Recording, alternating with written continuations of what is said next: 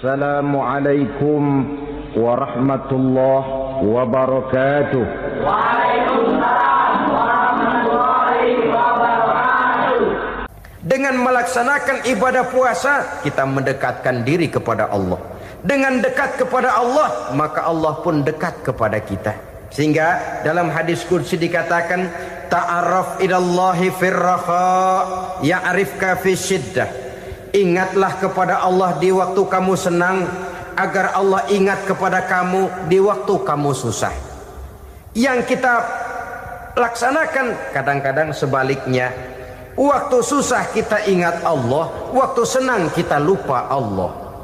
Akhirnya nanti pada waktu kita melarat, kebelangsak, susah dan sebagainya, pertolongan tidak akan datang kepada kita. Benar, ta'arraf ilallah firraha ya'rifka fi syiddah. Ingatlah kepada Allah di waktu kamu susah, ingatlah kepada Allah di waktu kamu senang, agar Allah ingat kepadamu di waktu kamu mendapat kesusahan. Pada pertemuan kali ini secara khusus kita akan membicarakan tentang puasa ini. Kita akan mulai dari yang pertama, puasa sunnah. Sebagaimana yang kita maklum, sunnah adalah satu perbuatan yang apabila kita kerjakan berpahala, tapi apabila kita tinggalkan tidak merupakan dosa. Hanya saja ia merupakan barometer dan ukuran daripada orang-orang yang cinta kepada sunnah itu sendiri. Ada banyak jenis puasa sunnah ini. Yang pertama, puasa sunnah di bulan Muharram. Rasulullah sallallahu alaihi wasallam bersabda, afdalus siyami ba'da Ramadan syahrullahil Muharram, wa afdalus salati ba'dal faridah salatul lail. Diriwayatkan oleh Muslim dari Abi Hurairah. Puasa yang paling utama sesudah puasa Ramadan tidak lain adalah puasa di bulan Muharram. Dan solat yang paling afdol sesudah solat yang wajib adalah solat pada sepertiga malam yang akhir. Puasa di bulan Muharram merupakan puasa sunnah dan mempunyai nilai yang sangat besar dalam pandangan Allah Subhanahu wa ta'ala. Buat mereka yang mampu melaksanakan puasa sunnah di bulan Muharram ini, boleh melaksanakannya selama 10 hari. Hari yang pertama, boleh juga 3 hari saja, atau setidak-tidaknya 1 hari daripada bulan Muharram. Yang kedua, puasa 10 hari daripada bulan Zulhijjah. Karena bulan Zulhijjah ini memang termasuk bulan yang dimuliakan oleh Allah Subhanahu wa ta'ala. Pertama, di sana ada hari Tarwiyah, ada hari Arafah, ada hari kurban, ada talbiyah, ada pelaksanaan haji dengan segala manasiknya. Maka puasa sunnah di bulan Zulhijjah merupakan amalan yang sangat utama dan besar pahalanya dalam pandangan Allah Azza wa Jalla. Sebagian ulama menjelaskan, man shoma hazihil ayyam akramahullahu bi asyri asya'in. Siapa orang yang melaksanakan ibadah puasa sunnah pada hari-hari 10 di bulan Zulhijjah ini, Allah Subhanahu wa ta'ala akan memuliakannya dengan 10 macam perkara. Saudara, ini keuntungannya. Yang pertama, orang yang puasa di hari-hari 10 bulan Zulhijjah diberikan al-barakah fi umrihi, diberikan keberkahan pada umurnya. Setiap kita ingin memperoleh umur yang berkah. Umur yang berkah itu yang bagaimana? Apa yang jumlahnya panjang? Mungkin. Tetapi yang jelas umur yang berkah ini adalah umur yang bisa dipertanggungjawabkan di hadapan Allah Subhanahu wa ta'ala. Artinya umur yang diisi penuh dengan kebajikan, umur yang diisi dengan segala macam kegiatan ibadah, dan umur yang dengan demikian sungguh pun kita sudah mati, jasad terkubur dalam tanah, nama kita akan tetap hidup, dikenal orang oleh karena kebajikan yang kita kerjakan. Saya kira akan lebih merupakan azab ketimbang nikmat kalau orang diberikan umur panjang tapi hanya untuk menumpuk-numpuk dosa saja. Kan lebih baik mana? Umur pendek banyak pahala, umur panjang banyak dosa. Lebih baik mana? Hah? Saya yakin yang paling baik tentu umur panjang banyak pahala. Paling sial umur pendek dosa melulu. Sudah diberikan umur pendek tidak seberapa, dosa berlipat ganda. Itu kalau orang kampung bilang tekor namanya. Rugi.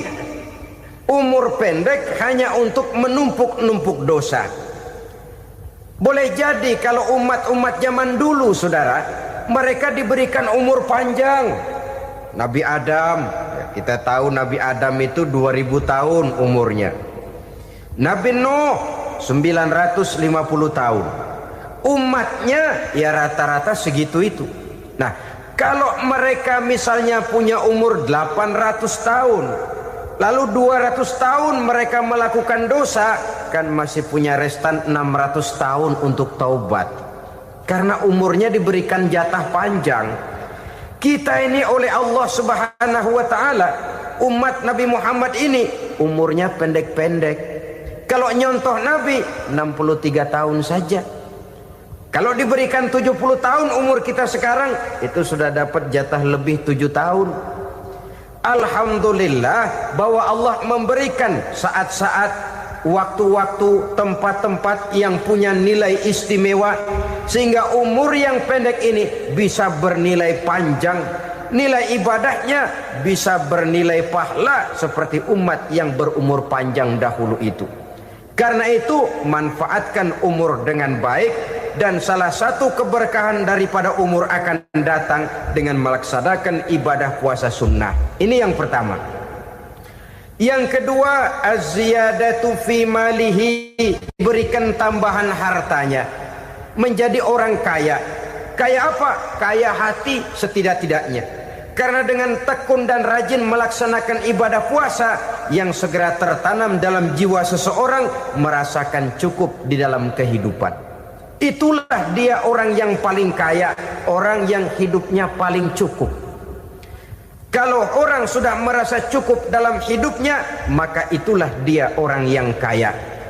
Saudara-saudara kaum muslimin rahimakumullah, puasa sunnah memberikan tambahan harta, usahanya berkembang, dengan demikian membawa keberkahan, hartanya makin bertambah, akan menunjang ibadahnya kepada Allah, lebih memantapkan dan membawa ketenangan dalam hidupnya.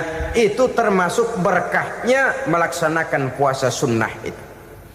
Yang ketiga, al-hifzu fi iyalihi, diberikan penjagaan, perlindungan terhadap keluarganya, anaknya sehat, sanak famili dan handai tolannya terjaga dan terpelihara dari segala malapetaka, dari segala mara bahaya, kesehatannya terjamin dan terpelihara. Itu sudah merupakan modal yang sangat besar di dalam kita mengarungi kehidupan. Sebab rasanya sulit untuk bahagia, duit kita banyak sekali, usaha kita selalu mendatangkan untung yang berlipat ganda. Tapi sebentar-sebentar anak kita sakit, yang ampek, yang korengan, yang kena musibah, ndak tak karu-karuan sakit, berobat sampai jutaan rupiah. Itu kan sudah tidak membawa kebahagiaan. Uang masuk yang begitu banyak jumlahnya, habis akhirnya untuk berobat saja. Sebenarnya hitung-hitung ya seri-seri juga. Usaha berhasil, duit banyak, habis untuk berobat. Lah sama juga saudara-saudara. Jadi dengan demikian, biar duit kita banyak, asal keluarga pada sehat saja, udah enak bener itu. Duit banyak, ekonomi cukup, keluarga sehat, nikmat rasanya menjalani kehidupan ini. Yang kiamat sudah duit kagak barang seperak, keluarga ampek semua. Kiamat sudah. Saudara hadirin yang saya hormati, jadi yang ketiga, Allah memberikan pemeliharaan terhadap keluarganya. Satu kali orang dipelihara Allah, tidak satu kekuatan pun yang bisa mencelakakan. Satu kali orang disengsarakan Allah, tidak satu tenaga pun yang mampu menyelamatkannya. Itulah sebabnya perlindungan Allah, pemeliharaan Allah terhadap diri dan keluarga sangat kita perlukan di dalam kehidupan ini. Dengan melaksanakan ibadah puasa, kita mendekatkan diri kepada Allah. Dengan dekat kepada Allah, maka Allah pun dekat kepada kita. Sehingga dalam hadis qudsi dikatakan, ta'arraf ilallahi firraha ya'rifka fi syiddah. Ingatlah kepada Allah di waktu kamu senang, agar Allah ingat kepada kamu di waktu kamu susah. Yang kita laksanakan kadang-kadang sebaliknya. Waktu susah kita ingat Allah, waktu senang kita lupa Allah. Akhirnya nanti pada waktu kita melarat, kebelangsak, susah dan sebagainya, pertolongan tidak akan datang kepada kita. Benar, ta'arraf ilallah firraha ya'rifka fi syiddah. Ingatlah kepada Allah di waktu kamu susah, ingatlah kepada Allah di waktu kamu senang, agar Allah ingat kepadamu di waktu kamu mendapat kesusahan. Umumnya watak manusia memang kalau sudah dapat susah, ingat kepada Allah.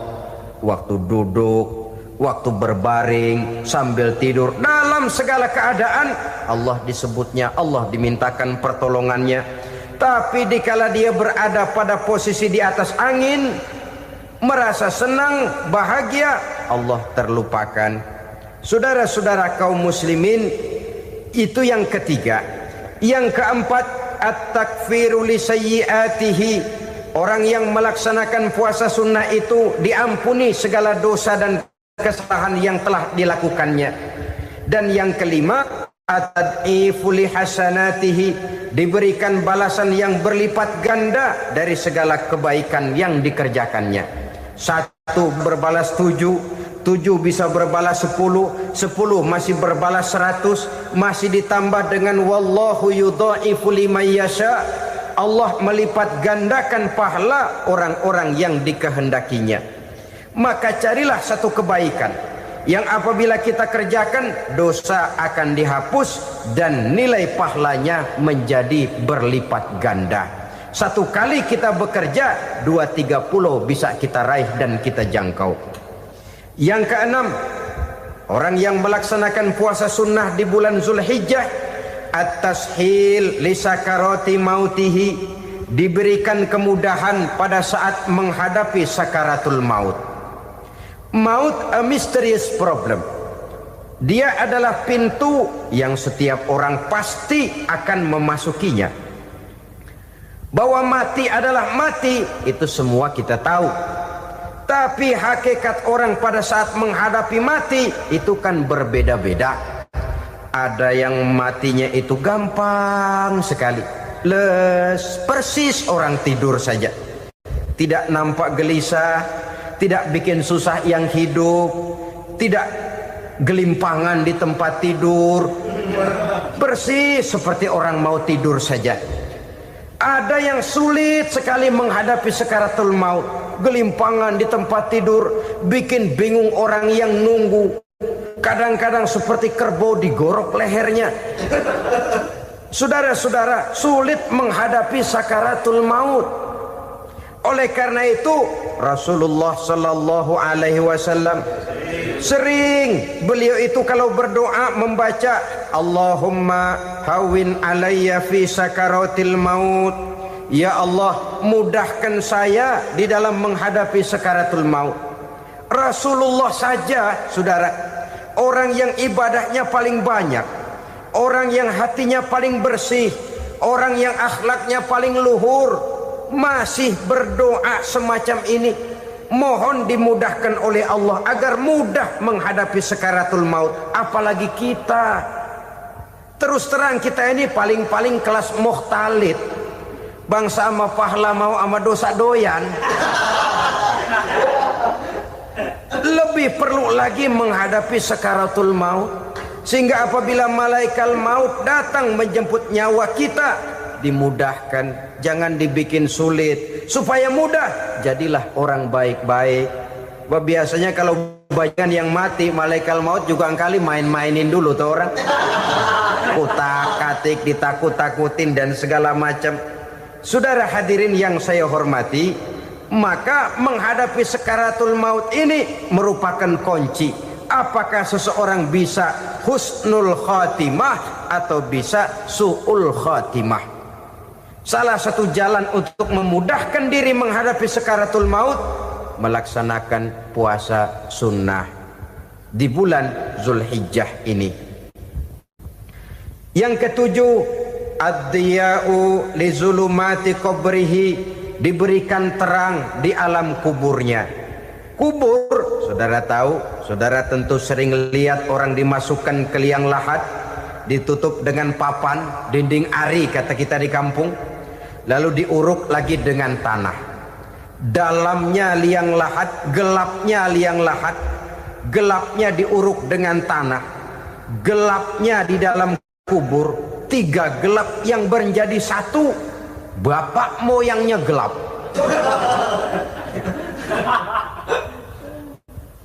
Puasa sunnah ini merupakan terang di alam kubur kita nanti.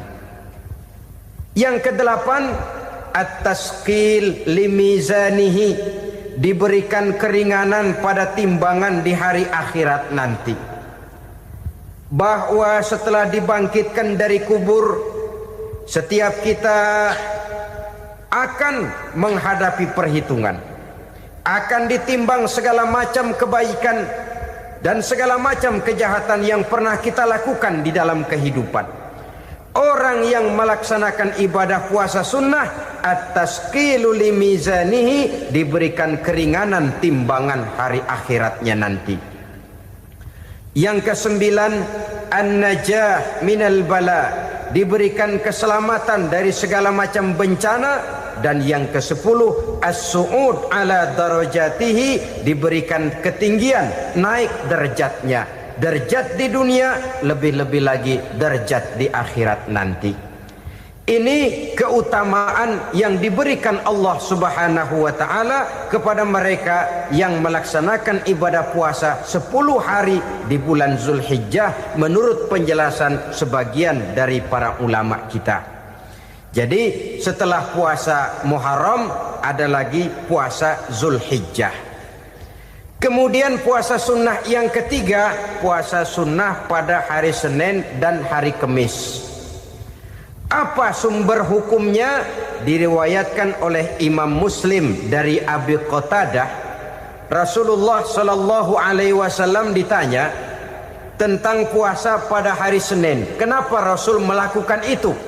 Beliau menjawab, zalika yaumu wulidtu fihi wa yaumu bu'istu au unzila alayya fihi. Hari Senin itu adalah hari di mana aku dilahirkan dan hari di mana aku dibangkitkan. Wahyu pertama turun kepadaku pun pada hari itu. Maka sunnah melaksanakan puasa pada hari itu. Adapun hari Kamis, ada hadis yang diriwayatkan oleh Imam Turmuzi dari Abi Hurairah, Nabi bersabda, tu'radul a'malu yaumul isnaini wal khamisi fa uhibbu an yu'rada amali wa ana sha'im. Disetor amal setiap manusia pada hari Senin dan pada hari Kamis. Maka aku ingin, kata Nabi, agar pada saat amalku disetor itu aku sedang puasa. Jadi malaikat itu menurut riwayat ini mencatat dan menyetorkan catatan amalan seseorang pada hari Senin, hari Kamis. Tiap hari Senin amalan kita disetor oleh malaikat. Catatan terakhir tentu yang sedang kita kerjakan, sehingga yang masuk daftar, saya tinggalkan orang ini, dia sedang puasa. karena naik catatan amalnya pada hari Senin. Kamis diangkat lagi, catatan paling akhir, saya tinggalkan orang ini, dia sedang puasa. Itu makna fa uhibbu ayyurada amali wa ana shaim. Aku senang kalau pada saat amalku disetor, catatan paling akhir aku lagi puasa. Satu keistimewaan. Alangkah celaka tiap amalan disetor kita sedang berbuat jahat. Senin, Kemis, teler, mabok, judi. Tiap amalan disetor, catatan akhirnya saya tinggalkan si fulan lagi teler. Laporan Senin. Kemis laporan lagi, saya tinggalkan si fulan lagi mirit kartu. Saudara hadirin yang saya muliakan, alangkah jeleknya catatan kita. Oleh karena itu sunnah puasa pada hari Senin dan hari Kemis. Ini amalan sunnah, saudara-saudara. Dan oleh karena ini amalan sunnah, sebagian ulama memberikan penjelasan, walaupun lupa niat, kalau sudah malam itu lupa niat, boleh niatnya sudah siang puasa sunnah ini. Dengan catatan dari pagi belum makan apa-apa. Malam saudara lupa, tahu-tahu ingat ini hari Senin, ini hari Senin. Dah jam 10, niatlah jam 10 itu. Sah puasanya asal dari pagi belum makan apa-apa. Tapi kalau sudah dapat 2 piring baru niat, jam 10 itu lain, ngojek namanya.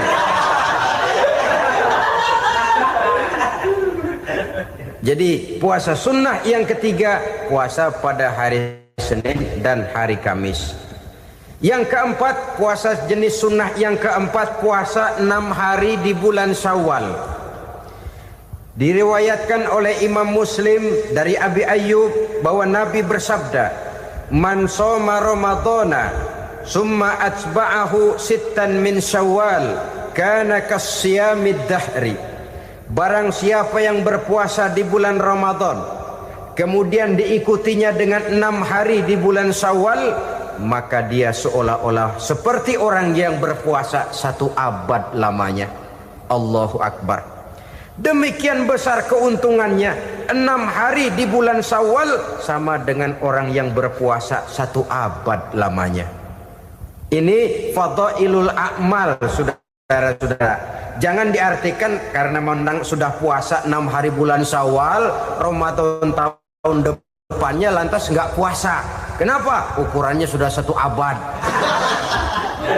Bukan itu pengertiannya. Ini mendorong orang memberikan ganjaran pahala yang sedemikian besar. 6 hari setelah Ramadan, artinya di bulan Syawal. Tidak pada hari pertama Syawal karena haram hukumnya berpuasa pada hari fitri itu. 6 hari di bulan Syawal. Tinggal lihat yang mampunya saja. Boleh berurutan, boleh tidak berselang-seling, boleh. Asal saja jumlahnya 6 hari selama masih bulan Syawal itu. Hari ini 3 hari lagi, 4 hari lagi diselang-seling, atau berurutan, itu juga lebih baik. Puasa sunnah 6 hari daripada bulan Syawal. Kemudian yang kelima, puasa sunnah 3 hari pada setiap bulan. 3 hari pada setiap bulan. Diriwayatkan oleh Imam Bukhari dan Muslim dari Abi Hurairah. Abi Hurairah bercerita, "Ausani khalili sallallahu alaihi wasallam bisalasin." Kekasih saya Rasulullah berwasiat kepada saya, memesankan benar-benar kepada saya untuk melaksanakan 3 amalan yang terpuji. Pertama, siyamu salasati ayyamin min kulli syahrin. Puasa 3 hari dalam setiap bulan. Ini wasiat yang pertama. 3 hari pada setiap bulan. Tidak peduli bulan apa saja.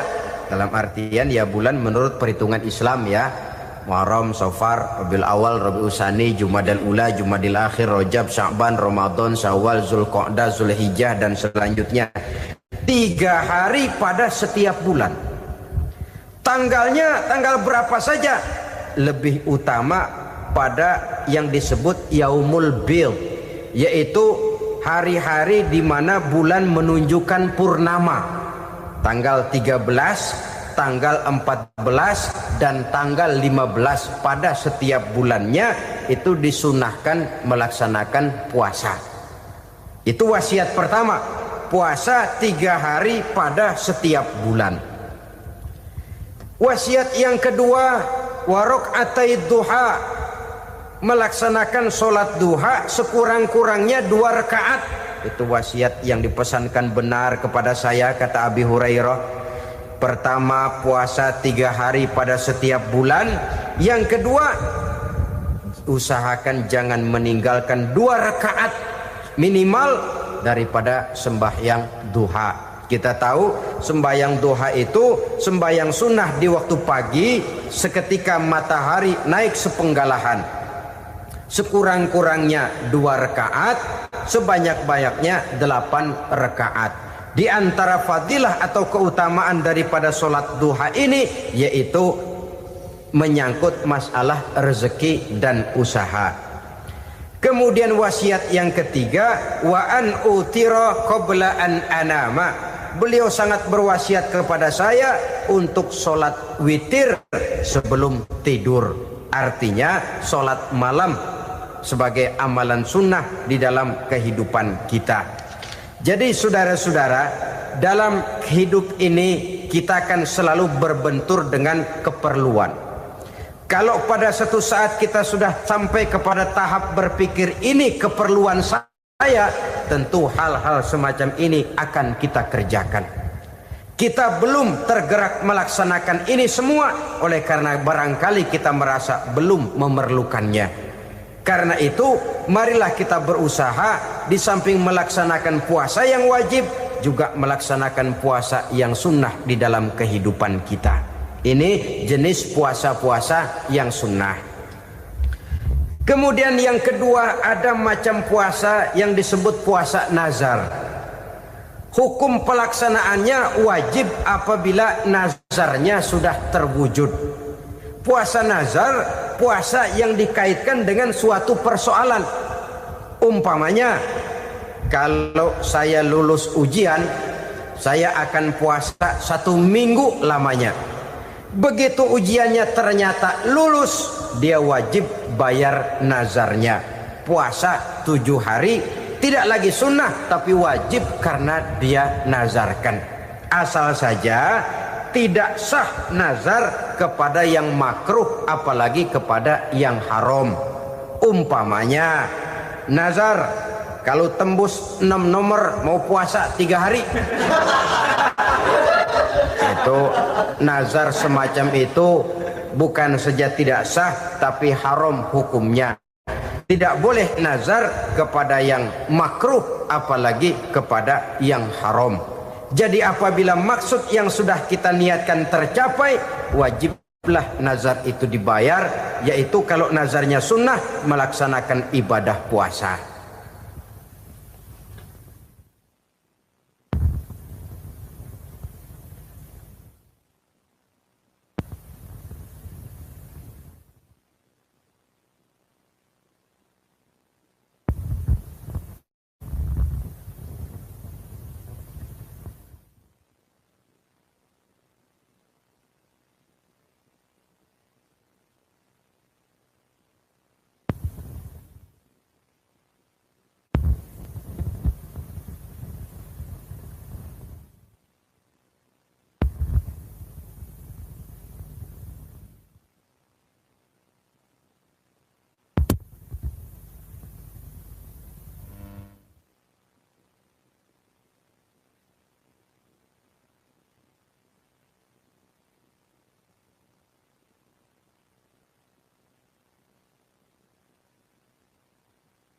Saudara-saudara kaum muslimin rahimakumullah.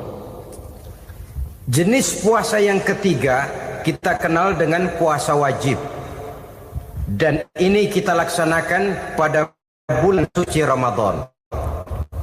Tentang teknis pelaksanaan ibadah puasa di bulan Ramadan sudah pernah saya bicarakan pada pertemuan tentang Ramadan dan Idul Fitri.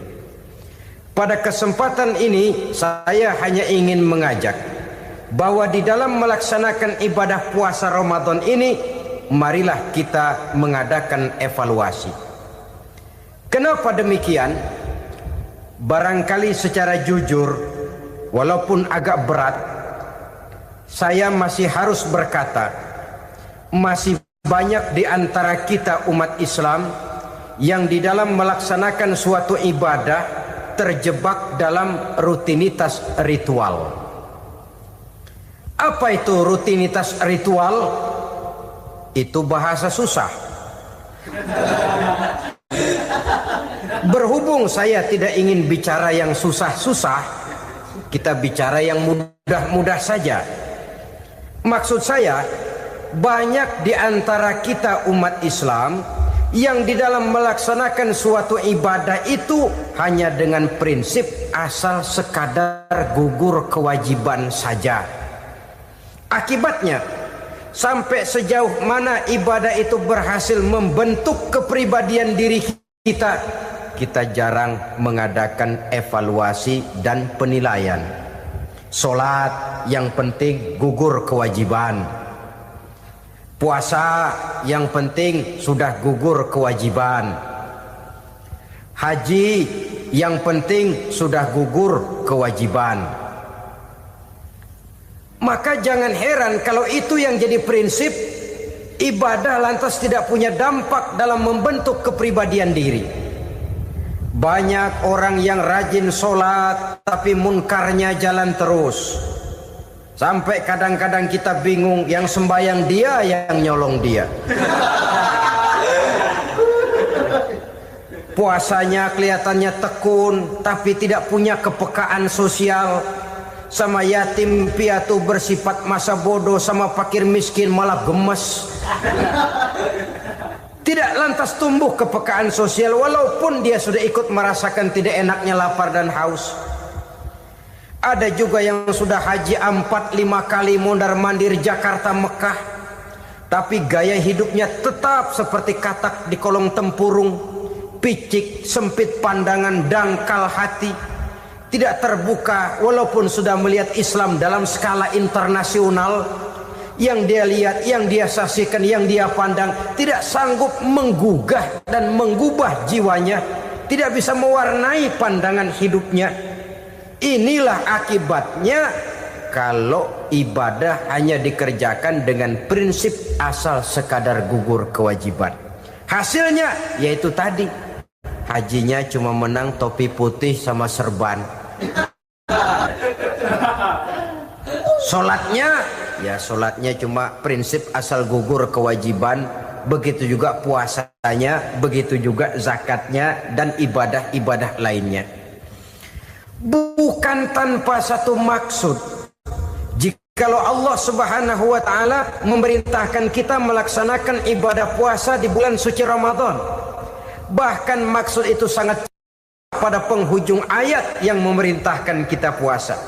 Ya ayyuhallazina amanu kutiba alaikumus syiyam kama kutiba alal ladzina min qablikum la'allakum tattaqun. Orang yang beriman diwajibkan atas kamu berpuasa, telah diwajibkan juga kepada orang-orang yang sebelum kamu, la'allakum tattaqun, agar kamu dengan puasa itu menjadi manusia yang bertakwa kepada Allah Subhanahu wa ta'ala. Dengan kata lain, berhasil atau tidak puasa Ramadan kita ini akan nampak takwa kita meningkat atau tidak setelah kita melaksanakan ibadah puasa. Sehingga kalau orang mengatakan Ramadan itu merupakan month of training, bulan latihan, keluar latihan tentu harus semakin naik dan baik gaya kehidupan kita. Jadi tujuan utama daripada pelaksanaan ibadah puasa adalah untuk membentuk manusia yang bertakwa. Nah, takwa itu kata Imam Qusairi hurufnya ada 4. Ta, qaf, wawu, ya. Masing-masing huruf ini simbol dari pribadi orang yang bertakwa, bina dan dibentuk oleh pelaksanaan puasanya. Mari kita lihat. Huruf ta adalah lambang dari sifat tawadhu, rendah hati. Orang yang bertakwa, orang yang tidak mempunyai sifat sombong. Puasa menanamkan kita kesadaran terhadap kelemahan, terhadap keterbatasan, terhadap segala ketidakmampuan yang kita miliki. Ya Allah, baru sehari nggak kena makan, nggak kena minum, sudah begini lemesnya. Puasa memang, kalau pagi orang masih sehat, masih terdorong oleh sahur, siang masih lumayan, tapi zuhur ke atas biasanya mulai sikap lemah manusiawi, keterbatasan kekuatan biologis itu mulai nampak. Dari sini tanam satu kesadaran, kalau begitu apa yang mau disembuhkan di hadapan Allah? Kaya, siapa sih orang paling kaya? Ilmu, siapa sih orang paling pintar? Pangkat, siapa sih orang paling tinggi jabatannya? Dari sifat semacam ini lahir introspeksi, rasa mawas diri, timbul sifat tawaduknya, rendah hatinya, tidak melonjak menjadi angku dan sombong lantaran sedikit kemampuan dan kekuatan yang dimilikinya. Lalu untuk sikap yang lebih jauh, terwujudlah, terbentuklah apa yang dinamakan stabilitas temperatur batin. Orang tetap konstan menjaga nilai-nilai idealisme yang pernah dimilikinya. Dia mulai dengan adil, dia berjalan tetap dengan keadilan, dan dia berakhir juga tetap dalam keadilan. Jangan mulainya adil, tengahnya setengah adil, di akhirnya malah zolim sama sekali. Ini tidak punya stabilitas temperatur batin. Kan banyak orang begitu toh. Mulanya benar, belakangan mau benar sendiri. Mulanya sudah rela berkorban buat kepentingan orang banyak, belakangan malah selalu mengorbankan kepentingan orang banyak. Waktu di bawah rajin baca ayat kursi, dapat kursi lupa ayat. Stabilitas temperatur batin tertipu oleh perasaan seolah-olah situasi dan kondisi sudah serba memungkinkan, sudah serba menguntungkan. Orang yang dibentuk pribadinya oleh pelaksanaan ibadah puasa, dia sadar apapun keberhasilannya, apapun kedudukannya, apapun nilai kekayaannya, itu cuma sebagian kecil sekali dari apa yang ada pada zat Allah Subhanahu wa ta'ala. Hati tidak takabur, sesuai dengan namanya takabur dari kalimat takabbaro ya takabbaru, membesar-besarkan diri. Orang yang suka membesar-besarkan diri, orang yang tidak yakin bahwa dirinya orang besar, lalu dibesar-besarkan dirinya. Sebenarnya itu sudah satu sikap di mana dia tidak percaya kepada diri sendiri. Dirinya sebenarnya bukan apa-apa, cuma ingin dianggap besar, lalu dibesar-besarkan. Takabbur namanya. Puasa sekali lagi melatih kita menanamkan kesadaran akan kelemahan dan keterbatasan kita sebagai makhluk. Itu sikap tawadhu. Fir'aun, saudara tahu Fir'aun, lama-lama dia jadi raja, lupa diri dan lupa daratan, melonjak menjadi angku dan sombong sampai kepada puncak kekurang ajarannya, memproklamirkan dirinya menjadi Tuhan. Hitler juga begitu. Pendeknya, orang manakala tidak ada kesadaran tentang dari mana segalanya berasal dan kemana segalanya akan kembali, dia mudah out of control. Kalau sudah out kontrol, maka dia akan melakukan perbuatan yang melampaui batas. Itu yang pertama. Jadi orang takwa, orang yang rendah hati, salah satu tujuan daripada pelaksanaan ibadah puasa menanamkan sikap rendah hati. Dari sikap rendah hati ini yang timbul lalu apa? Kepekaan sosial. Kalau saya puasa, saya sudah merasakan bagaimana tidak enaknya lapar. Saya sudah merasakan bagaimana tidak enaknya haus. Tapi bagaimanapun, saya lapar cuma sebentar, saya haus cuma sebentar. Selesai maghrib, lapar saya hilang, haus saya hilang. Bagaimana yatim piatu, orang-orang tua jompo yang perlu santunan, orang-orang miskin yang terkapar di kolong-kolong jembatan, yang tiap hari merasakan perasaan seperti ini.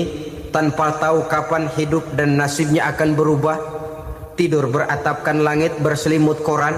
Kalau demikian saya ini beruntung. Kalau demikian apa yang bisa saya lakukan untuk mereka? Kepekaan sosial ini lalu timbul dalam apa yang orang sekarang namakan solidaritas kesetiakawanan sosial.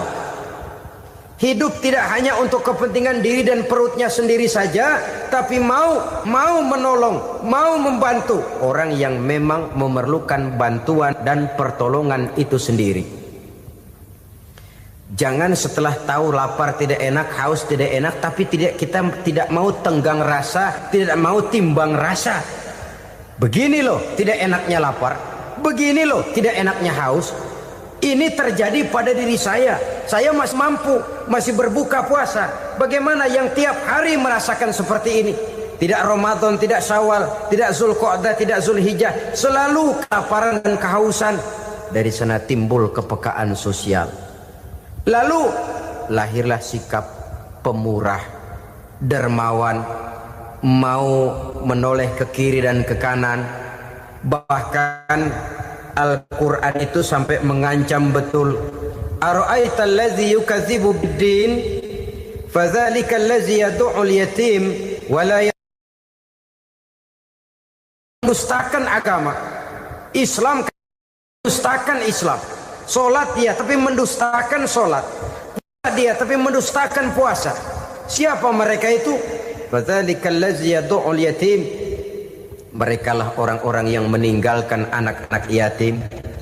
Wa la yahuddu ala ta'amil miskin, dan tidak pernah memberi pertolongan, tidak memerintahkan memberi makan kepada fakir miskin, walaupun dia berada pada posisi dan kondisi yang memang dia mampu. Nah, kalau dia tidak mampu itu lain soal. Dia mampu, dia tahu dan dia diam saja. Itu termasuk yukadzibu biddin. Orang-orang yang mendustakan agama. Berlindung kita kepada Allah, jangan sampai termasuk ke dalam kelompok itu. Yang kedua saudara, huruf takwa itu qaf. Qaf adalah lambang dari sifat qanaah. Qanaah artinya merasa cukup. Puasa melatih kita untuk bersikap cukup dalam hidup. Kalau kita perturutkan menjelang saat berbuka, menunggu waktu berbuka, istilah orang di Jawa Barat ngabuburit katanya. Kita menunggu saat berbuka, segalanya saja ingin kita beli, segalanya saja ingin kita minum, semuanya saja ingin kita makan. Sebab nafsu sudah begitu berupa. Perut sudah sedemikian lapar, kerongkong sudah sedemikian haus. Rasanya semuanya saja ingin kita telan. Tapi tahukah kita bahwa setelah maghrib berbunyi, berapa banyak yang kita makan, berapa banyak yang kita minum? Sesuaikah dengan keinginan kita tadi siang? Tadi siang semuanya ingin kita makan, tadi siang semuanya ingin kita minum. Setelah berbuka, berapa banyak yang kita makan, berapa banyak yang kita minum? Itulah kehidupan. Segalanya ingin kita kuasai, segalanya ingin kita punyai, tapi berapa sih yang benar-benar kita perlukan? Maka orang kaya adalah orang yang hidupnya cukup. Orang miskin hakikat yang selalu merasa kurang. Bagaimanapun besar rumah, banyak uang kita, berpuluh kendaraan kita, kalau hidup selalu merasa kurang, itu artinya kita masih miskin. Maka jikalau ingin menjadi orang kaya, kuncinya hakikatnya cuma satu, hati kita merasa cukup dengan yang diberikan Allah, bersyukur atas segala nikmatnya, dan dengan syukur itu nikmat itu akan ditambah oleh Allah Subhanahu wa taala. Puasa menimbulkan sifat qanaah, dan qanaah adalah watak daripada orang-orang yang bertakwa kepada Allah Subhanahu wa taala. Seperti orang minum air laut, makin diminum makin haus, makin diminum makin kering tenggorokan. Begitulah orang berhadapan dengan materi. Tadinya dia akan senang kalau dia merasa punya tanah, ratusan hektar. Sudah ratusan hektar, tidak cukup ngelamun lagi, alangkah nikmatnya kalau bisa beli gunung. Gunung dibeli. Sudah punya gunung, lihat laut. Aduh, kalau laut juga bisa dibeli, beli lagi laut. Sudah punya laut, lihat ke atas langit, ada yang jual apa enggak ya?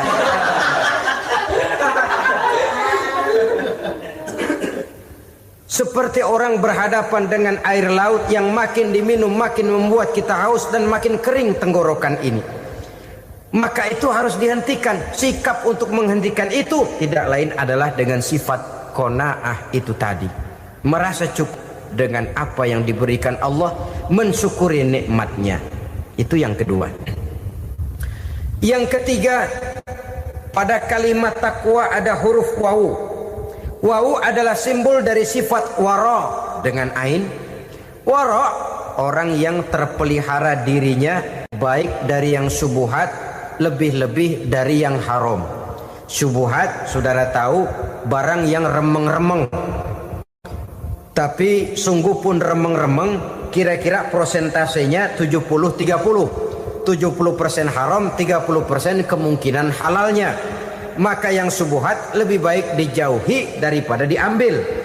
Orang yang punya kepribadian wara, dirinya terpelihara, jangankan dari yang haram, dari yang syubhat saja dia sanggup menjaga dan memelihara dirinya. Oleh karena itu saya heran kalau orang di bulan Ramadan dia sanggup menjaga diri di waktu siang dari jenis makanan yang halal, dari jenis minuman yang haram. Ada tahu nganggur di meja siang, enggak dia makan. Ada air teh nganggur di meja siang, enggak dia makan. Padahal itu jenis makanan dan minuman yang halal. Tapi ketika datang maghrib, dia berbuka dengan makanan yang dibeli dari uang yang dihasilkan dengan cara yang haram. Bukankah itu sesuatu yang terbalik? Bukankah dengan demikian sudah tidak lagi menimbulkan sikap yang bisa memelihara dan menjaga kepribadian diri? Orang yang membiasakan diri terpelihara dari yang syubhat apalagi yang haram, maka baik yang dipakainya, yang diminumnya, yang dimakannya terdirilah dari barang-barang yang baik yang dihalalkan oleh agama. Wara. Kemudian yang keempat, pada huruf kalimat takwa ada huruf yakin. Huruf ya simbol dari sifat yakin. Orang yang puasa dibentuk kepribadiannya mempunyai satu keyakinan yang tangguh, dan keyakinan adalah ciri daripada orang yang takwa. Kita lihat yang dipanggil melaksanakan ibadah puasa ini kan iman. Karena memang sulit untuk melaksanakan puasa kalau tidak iman yang jadi dasar. Setidaknya seperti sudah pernah saya sampaikan, ibadah puasa ini memang sulit terkena penyakit show. Kalau kita sholat barangkali terangsang karena kelihatan orang lain. Kalau kita pergi haji mungkin jadi sugesti karena orang banyak tahu. Kalau kita bayar kita jadi terangsang karena banyak orang lihat. Tapi kalau sudah puasa, puasa itu kan yang tahu cuma kita dan Allah saja. Ya kita sholat, orang lain lihat, kita jadi rada semangat. Kita pergi haji, orang lain banyak ngantar, kita semangat. Kita bayar zakat, orang lain banyak saksikan, kita bersemangat. Tapi kita puasa, siapa yang mau nyaksiin kita puasa? Siapa yang mau memuji kita puasa? Siapa yang mau menyanjung kita puasa? Itu cuma urusan kita dan Allah. Oleh karenanya dasar daripada pelaksanaan ibadah yang haus mencekik tenggorokan segalanya jadi nikmatan. Tidak ada kerja yang lebih indah selain kerja yang didasarkan kepada satu keyakinan bahwa yang kita kerjakan itu adalah sesuatu yang benar. Dalam hal ini sesuatu yang diperintahkan oleh Allah Subhanahu wa taala kepada kita. Saudara-saudara kaum muslimin rahimakumullah. Demikianlah titik evaluasi kita. Jangan berpuasa hanya dengan prinsip asal sekadar menggugurkan kewajiban saja, yang akan berakibat Ramadan tahun ini berakhir begitu, Ramadan terjebak menjalani rutinitas ritualnya saja. Bahkan kadang-kadang yang nyata betul, Nabi menganjurkan tingkatkan ibadah pada 10 hari yang akhir di bulan Ramadan. Tanggal 20 sampai akhir Ramadan. Yang kita praktekkan malah kegiatan ibadah kita justru menurun pada 20 Ramadan yang akhir. Coba lihat 20 Ramadan ke atas. Itu pasukan tarawih paling kelas 60-70 tahun ke atas. Kemana yang lain sudah berpikir menghadapi lebaran, berpikir pulang mudik, berpikir macam-macam. Akibatnya konsentrasi ibadah lalu buyar. Dianjurkan Rasul tingkatkan ibadah pada 10 hari yang terakhir. Kita malah makin ke akhir makin lancip.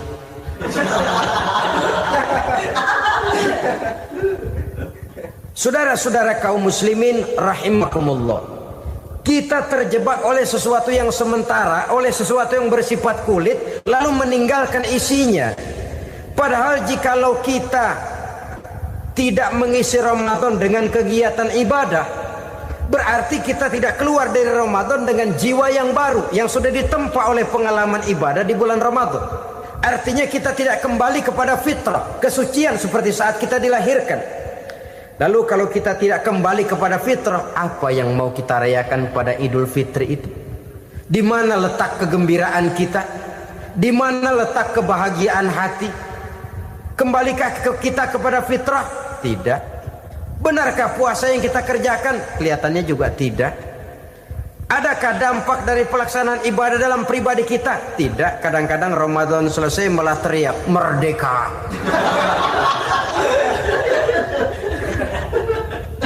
Kalau tadinya Ramadan dia merasa terhalang, mau keluar siang, mau makan siang, bulan puasa, mau minum siang, bulan puasa, mau gandengan, bulan puasa. Ramadan selesai, kibarin bendera teriak merdeka. Lalu kembali merajalela. Saudara-saudara, dampaknya tidak akan kelihatan. Padahal puasa yang baik la'allakum tattaqun membentuk manusia yang bertakwa kepada Allah Azza wa Jalla. Nah, sekarang apa kemudahan dan keistimewaan yang akan diberikan Allah kepada mereka yang sampai kepada tingkat takwa ini? Al-Quran menjelaskan, pertama, may yattaqillaha yaj'al lahu makhraja. Barang siapa yang bertakwa kepada Allah Subhanahu wa taala, maka dia akan diberikan makhraja. Makhraja itu jalan keluar dari segala macam kesulitan. Jalan keluarnya ada saja. Menurut ukuran kemampuan dia tidak mungkin, mustahil, tidak bisa, mana mungkin. Tapi pada waktunya ada saja jalan keluarnya. Termasuk jenis yang yaj'al lahu makhraja. Orang yang bertakwa kepada Allah selalu diberikan jalan keluar dari segala kesulitan yang dihadapinya. Siapa sih orangnya yang tidak pernah sulit dalam hidup ini? Siapa orang yang tidak pernah mengalami kesulitan?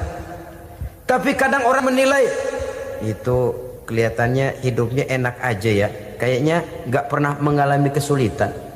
Sebenarnya bukan tidak pernah mengalami kesulitan, Allah selalu memberikan jalan keluar dari segala kesulitan yang dihadapinya.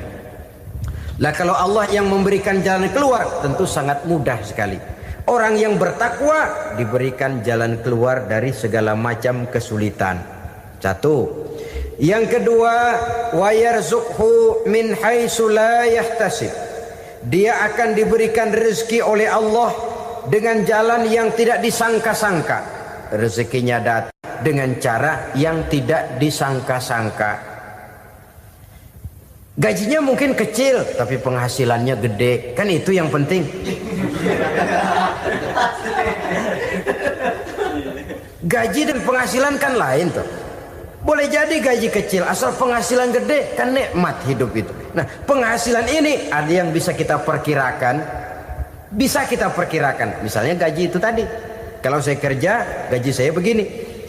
Ada rezeki yang masuk min haitsu la yahtasib.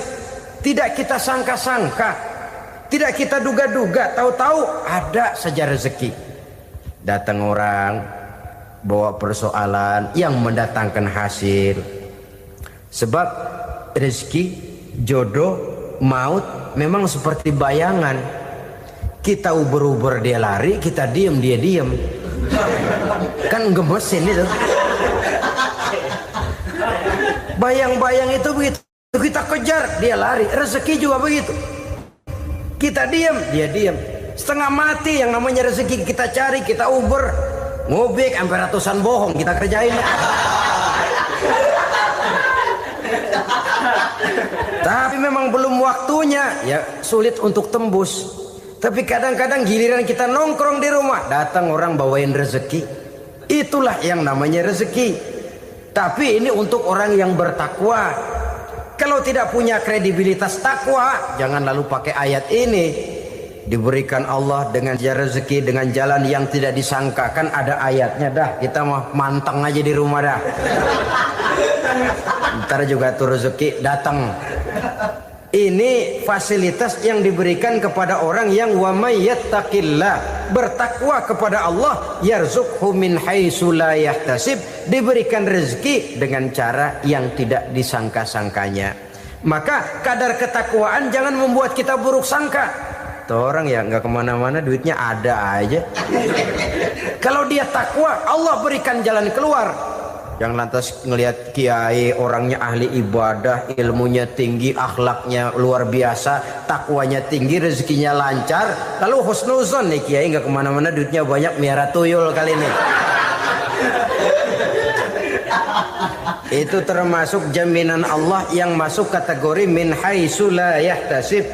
Yang ketiga, yaj'al lahu min amrihi yusra, dimudahkan segala urusannya, dimudahkan segala urusannya. Kemudian yang keempat, yukaffir anhu sayyiatihi wa yu'azzim lahu ajra, diampuni segala kesalahannya dan dibesarkan pahala kebaikan yang dikerjakannya. Maka mudah-mudahan puasa yang kita kerjakan mengantarkan kita kepada ketakwaan kepada Allah, dan takwa membuka janji Allah kepada kita di dalam kehidupan ini. Bapak-bapak, ibu-ibu, saudara-saudara kaum muslimin rahimakumullah. Di dalam kehidupan kita sebagai seorang muslim, minimal 5 kali dalam sehari semalam kita mendengar seruan untuk mendirikan solat yang disebut azan.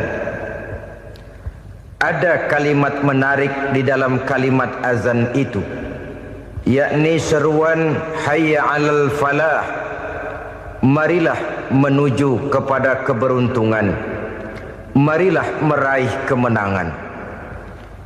Seruan ini adalah kecenderungan dari setiap manusia, apapun warna kulitnya. Artinya, setiap orang dalam hidup selalu ingin meraih dan mencari kemenangan.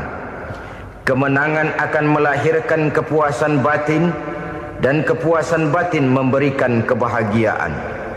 Sedangkan kekalahan melahirkan penderitaan batin, dan penderitaan batin menjerumuskan seseorang di dalam berbagai bentuk kerugian. Jikalau inilah seruan azan, maka masalahnya ialah apa yang menyebabkan kita meraih kemenangan. Al-Quranul Karim memberikan tuntunan dan ajaran kepada kita bahwa orang-orang yang memperoleh kemenangan itu tidak lain adalah orang-orang yang bertakwa. Hanyalah mereka yang bertakwa kepada Allah Subhanahu wa ta'ala pada akhirnya akan tampil sebagai pemenang. Lalu siapa orang yang bertakwa itu? Dijelaskan dalam awal-awal Al-Baqarah, orang yang bertakwa yang akan meraih kemenangan. Pertama, allazina yu'minuna bil ghaib, yaitu orang-orang yang beriman kepada yang gaib, percaya bahwa ada alam yang gaib, alam yang abstrak, alam yang tidak bisa dijangkau oleh salah satu daripada panca indera kita. Mereka percaya dan beriman kepada adanya malaikat, beriman kepada adanya iblis dan jin, beriman kepada adanya alam kubur, beriman kepada adanya alam mahsyar, beriman kepada adanya alam akhirat, beriman kepada adanya surga dan neraka.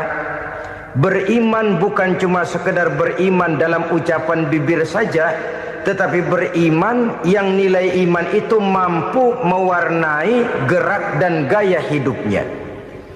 Iman yang meresap sampai ke tulang sumsum, kemudian memberikan dampak positif di dalam kehidupan manusia.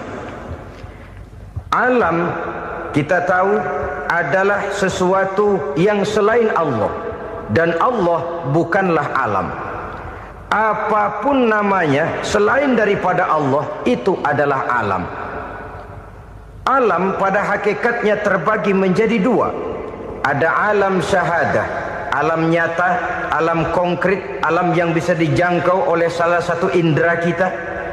Kemudian ada alam ghaib, alam yang tidak bisa dijangkau oleh panca indera kita, alam metafisika, alam abstrak, alam yang wajib kita imani keberadaannya. Kita percaya bahwa malaikat itu ada.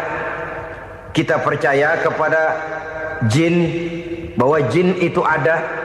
Kita percaya kepada adanya iblis dan setan. Bukan percaya kepada iblis dan setannya, percaya bahwa iblis dan setan itu ada. Itu termasuk salah satu daripada sifat orang yang bertakwa kepada Allah. Saudara-saudara kaum muslimin rahimakumullah, kecenderungan pembangunan yang lebih bersifat materialistis biasanya menggeser aspek kehidupan rohani. Orang berpikir empiri, dan dalam pola pikir yang demikian maka alam gaib tidak lagi mendapat perhatian. Aspek kehidupan yang bersifat rohaniah malah mulai ditinggalkan. Akibatnya terjadilah kepincangan di dalam kehidupan kita. Pernah ada satu pengalaman pribadi dalam perjalanan kembali ke tanah air. Dalam pesawat di sebelah kanan saya duduklah seorang Jerman namanya Heiner Simonsen. Iseng saya ajak kenalan, saya ajak ngobrol, saya tanya dia. Saya bilang, Mas Heiner ini, kalau pesawat yang kita tumpangi ini jatuh ke bawah, kira-kira apa yang bakal terjadi, Mas? Dia bilang, kita semua akan mati. Begitu? Iya. Oke. Apa itu mati? Tanya saya. Dia bilang, untuk tahu apa itu mati, kita harus tahu lebih dahulu apa itu hidup. Saya pikir nih bule bisa ngomong juga. Baiklah kata saya. Apa hidup menurut Anda itu? Oh, hidup itu dia bilang, kalau seluruh anggota badan kita bekerja secara normal, paru-paru memompa darah secara normal, jantung berdetak secara normal, sel-sel tubuh bekerja secara fit, dan organisme tubuh hanya mau bekerja secara normal, dia bilang, kalau kita memberi makan yang cukup, menu yang teratur, dan gizi yang lengkap. Saya bilang, kesimpulannya apa, Ner? Dia jawab, hidup adalah dari tangan ke mulut. Life is from the hand to the mouth, kata dia. Hidup adalah dari tangan ke mulut. Jadi masalah hidup tidak lebih daripada masalah isi perut. Orang pergi pagi, pulang sore, peras keringat, banting tulang, perut yang dibelain. Saya bilang, you are wrong. Sampean salah, Ner. Kamu orang Islam bukan? Bukan. Pantas. Kenapa saya salah? Dia bilang, ya jelas salah. Salahnya di mana? Kamu ini manusia. Kalau hidup cuma dari tangan ke mulut, saya bilang, kambing di kampung saya juga begitu pikirannya, Ner. Itu kambing di kampung saya, asal perutnya kenyang, sudah hidup dia. Perkara besok bagaimana, lusa prospeknya macam mana, bulan depan ada apa, kambing nggak pernah mikir. Di kampung saya kambing juga pikirannya begitu. Kamu Kristen ya? Tadinya. Loh kok tadinya, lalu apa sekarang kamu ini? Dia bilang, sekarang saya netral. Saya tidak beragama, tapi saya percaya kepada Tuhan sebagai pencipta alam. Saya ingat benar dia bilang, I haven't any religious, but I believe to God as the creator of the world. Kenapa bisa netral begitu, Ner? Habis saya bingung katanya. Islam bilang Islam baik, Kristen bilang Kristen baik, Hindu Buddha bilang Hindu Buddha baik, semua agama baik. Saya netral sekalian, nggak beragama. Yang penting saya percaya kepada Tuhan. Saya bilang, Ner, kamu ini kayak orang mau beli celana, lalu bingung. Yang satu bilang Levi's bagus, yang satu bilang Blue Jean hebat, yang satu bilang Wool England hebat. Celana ini hebat, celana itu bagus, celana ini hebat. Semua celana bagus, kamu bingung. Akhirnya netral, tidak pakai celana. Itu juga salah. Saya pikir-pikir, kemudian saya melihat bahwa dua pola berpikir Henner ini nampaknya sudah mulai menggejala di lingkungan masyarakat bangsa kita. Disadari atau tidak, secara jujur kita harus berkata, dua pola pemikiran Henner ini mulai berkembang di tengah masyarakat bangsa kita. Pertama, pola pikir materialisme. Hidup adalah dari tangan ke mulut. Masalah hidup tidak lebih masalah isi perut. Itu yang perlu dibela, dan disitulah arti kehidupan.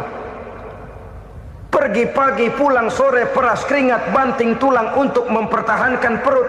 Kalau sudah kemari cara orang berpikir, maka buat apa percaya kepada yang gaib? Untuk apa sholat? Untuk apa puasa? Untuk apa zakat? Untuk apa menghadiri majelis taklim?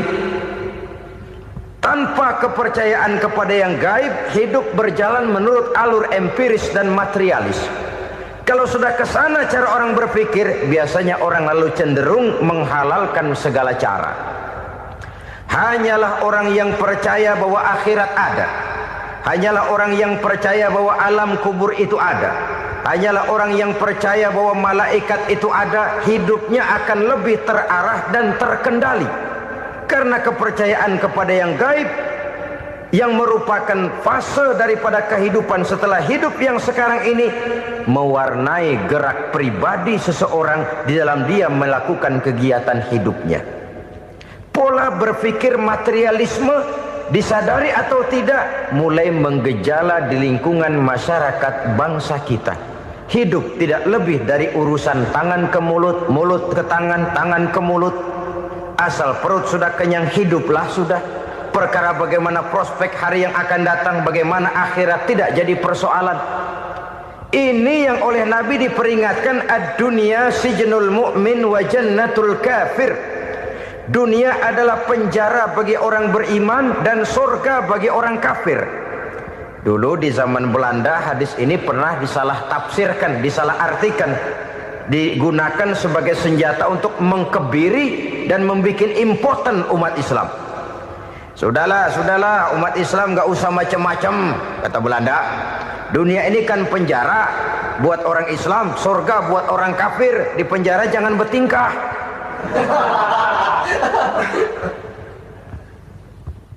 Pengertiannya tidak begitu.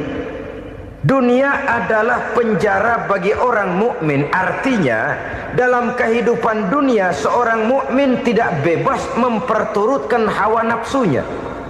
Di penjara hawa nafsunya itu. Sebaliknya, surga bagi orang-orang kafir. Buat orang kafir, surgalah dunia ini. Mereka bebas memperturutkan hawa nafsunya. Dilarang tidak terlarang, dicegah pun tidak tercegah. Mereka hidup menurut alur bisikan nafsu mereka sendiri. Kemudian bila ajal datang, maut merenggut nyawa, selesailah surganya sampai di situ. Maka bagi orang-orang yang tidak percaya kepada adanya akhirat, kepada adanya alam gaib, surganya sebatas umurnya. Sekali lagi, surganya sebatas umurnya. Bila umur selesai, ajal pun datang merenggut nyawa, selesailah sudah surganya sampai di situ. Alangkah pendeknya perjalanan orang-orang yang tidak percaya kepada alam gaib ini. Bagi kita mukmin, jikalau kita mampu memenjarakan hawa nafsu, kita bisa bahagia di dunia ini. Dan Islam memang tidak menyuruh kita sengsara di dunia. Raih dunia, kejar dunia, gapai dunia sebagai alat untuk mencapai kebahagiaan di akhirat nanti. Hidup adalah satu perjalanan panjang yang terbentang sejak kita terlahir dari alam rahim sampai kepada alam akhirat nanti. Andai kata kita gagal meraih kebahagiaan di dunia, toh kita masih punya akhirat.